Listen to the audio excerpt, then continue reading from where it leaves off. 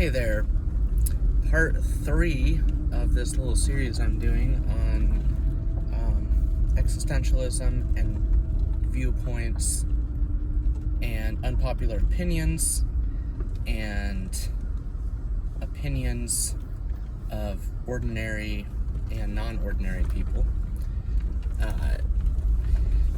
One of the inspirations for me was being online and looking up different viewpoints on things and experiences with different substances and how to use them, and just not finding any. So one thing I brought up before when I was talking about, or just had briefly mentioned, kratom and other substances, psychotropic things that make a noticeable change on our psychology and our chemistry, our chemical arrangement in our heads.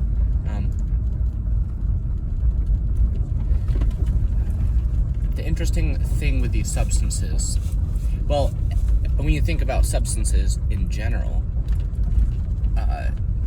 hormones are basically drugs. And I use drugs as a word to describe basically the origin, like from a chemistry term. I guess substances would be a less stigmatized word for it. But anything that alters our consciousness or influences our consciousness, these are definitely hormones as well. And that's why I bring that up. Now, when it comes to using substances, a big part of it is your intentions going into it. So if you are, sorry, it's bumpy, I'm on the back roads, about to hit the smooth pavement though. So when it comes to substances, your intentions is pretty much everything. If you're just trying to get effed up and you're trying to escape, or which isn't all bad, I don't want to shame escapism. We all need a break from this crazy reality where we're all just been through a long line of ancestors who are gaslit through belief systems, mind control, etc. You fill in the blank.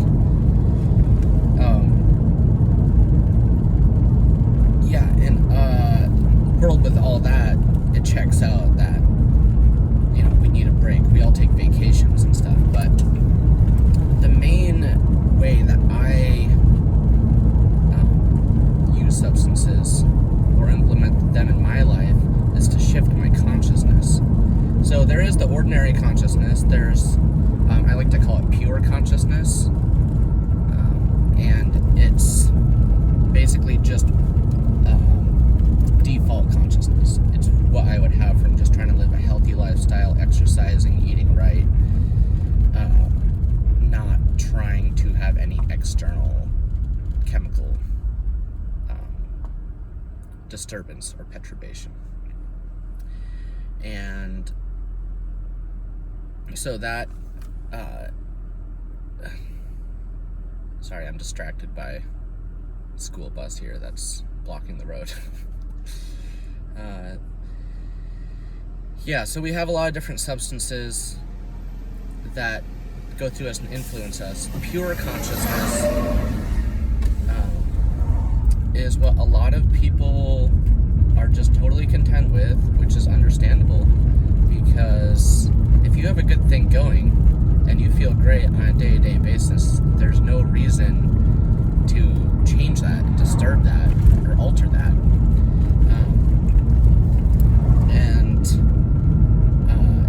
I like to use substances to alter my consciousness in a way that is different from just the ordinary flow of things and I guess consensus consciousness, even though there are people who, without doing any drugs, have like supernatural experiences, out-of-body experiences, all this stuff. So different people have way different experiences, just on a base level. For me, I have a bit of a high constitution, and I run naturally bored. daring things, and just, be a little crazy, just to feel a sense of excitement and stuff like that. So I was a pretty wild one growing up, but I also like the peace and calm and the space to think and try to figure out what's going on. What am I here for? What am I all about? And I'm getting text messages from my boss.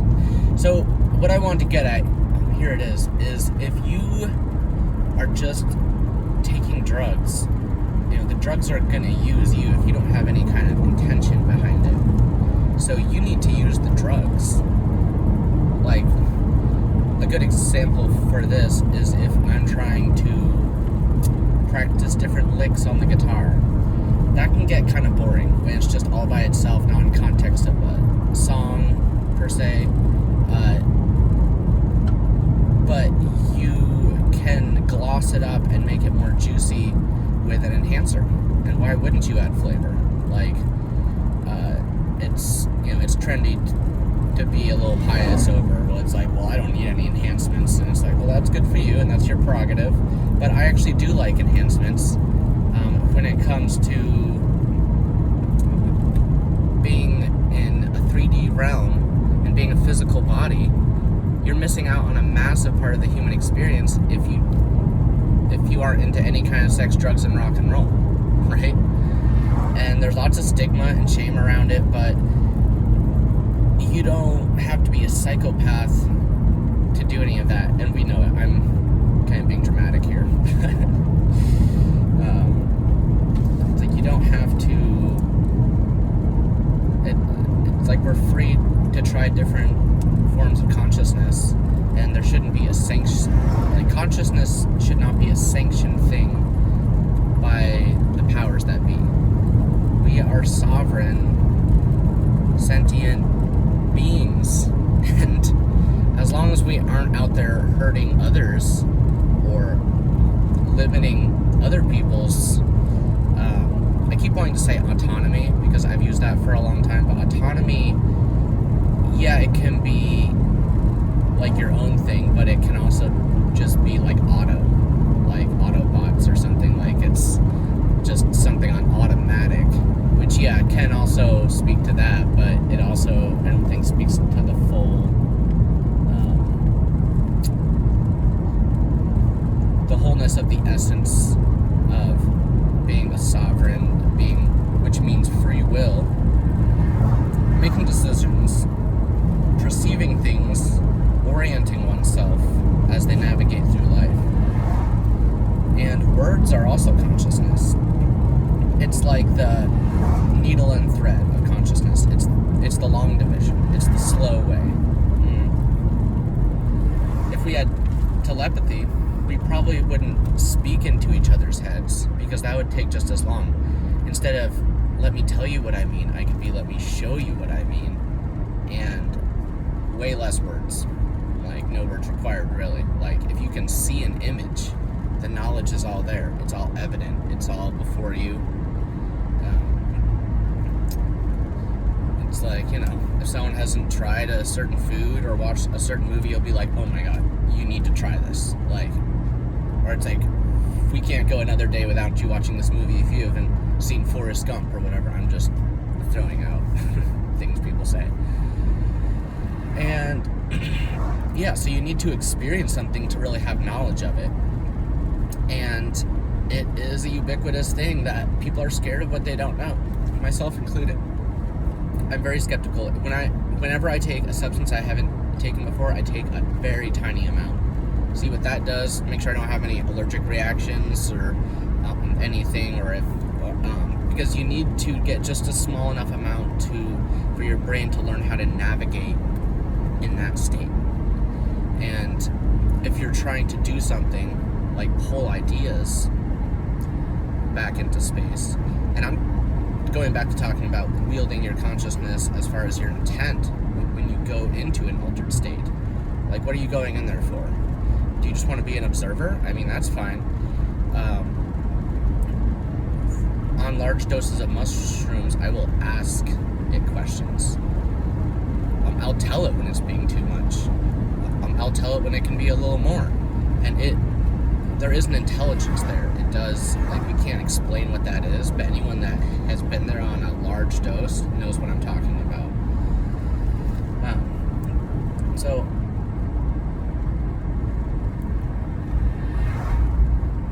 if you go in with your intentions and say you want to bring back some idea, like you're trying to write a book and you're lost in thought, you can take it even deeper and use a substance. Now it's different with every substance, obviously, but let's just use cannabis. So it's a great one if you have writer's block, or if you take mushrooms. That will definitely break through your writer's block.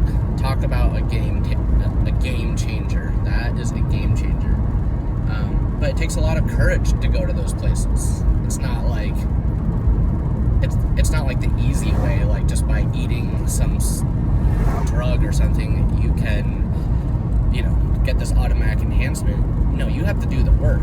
Like, while you're there, it's not necessarily easy. It's a space you're not, per se, used to unless you're, like, doing a substance all the time.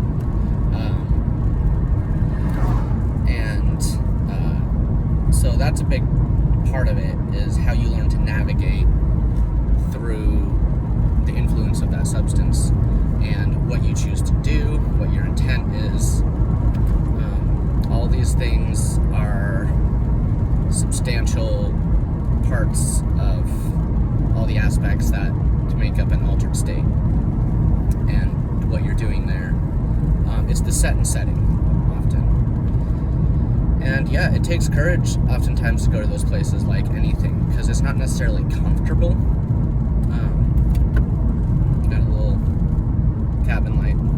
It's not necessarily comfortable to be in those states, and it's not like you're just going to have an awesome trip every time, especially if you deal with mental health struggles like I do. And we all deal with different struggles in different ways, and we can use those things to our benefit because it perturbs our brain to find a path, but to find maybe another path. Maybe there's an easier way to get to something, like a state of mind, or like for me, I had a real stammering problem early on, and it really redirected that.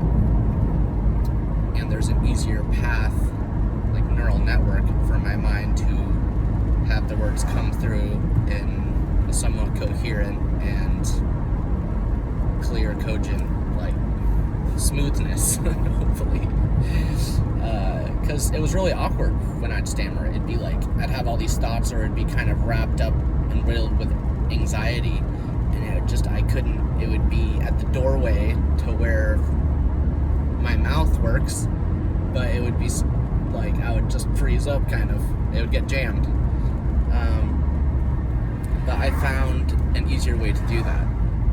So I'm going to try to be better about giving examples for exactly what I'm talking about, because you can take these things so many different ways and easily take it the wrong way. So being specific and using my words to really describe what I'm trying to convey in an eloquent manner. I'm going to be elaborating on a lot of these things, and I'm kind of just touching little bits of the iceberg in different spots for basically what I've been thinking about and studying in a rather autodidactic kind of way. There's another auto word. I feel compelled to, like, say something about it and to talk to people and put it out there. Like, I don't want to be the LIKE and SUBS, you know what I'm saying, on YouTube. Like, no. Like, whatever happens with these videos happens with them. But I want to start a conversation about these things. I want who's ever listening, I want you guys to ask me challenging questions and anecdotal questions, and I love there isn't necessarily a right or wrong, because it depends on the person. It depends on the substance, the time, the set and setting, what you're going through at that time in life. There's so many factors that play in, and it's easy for us to come to conclusions way too soon on things and just be like, oh, well, this wasn't for me because, this one time didn't work out, or it was horrific, or like whatever it was. And so feel free to ask me questions. I love to pontificate. I love to speculate. I feel it is bad aesthetic to give away belief to anything unless it's something you've experienced, and you still have to be careful with beliefs, because just because you experience something a certain way doesn't mean that is the way it is. It could just be a one-time thing, or that was just the way you saw it. That was the point of view you saw it from. So, all this said, I'm not trying to preach truth or whatever all that is. I just want to talk about what's going on. And these things are relevant in not just my everyday life, but everyone around me, whether they choose to think about it and talk about it or not. And I want to talk about it. I have an undying curiosity to the point of frustration with existential things and consensus consciousness and normalcy and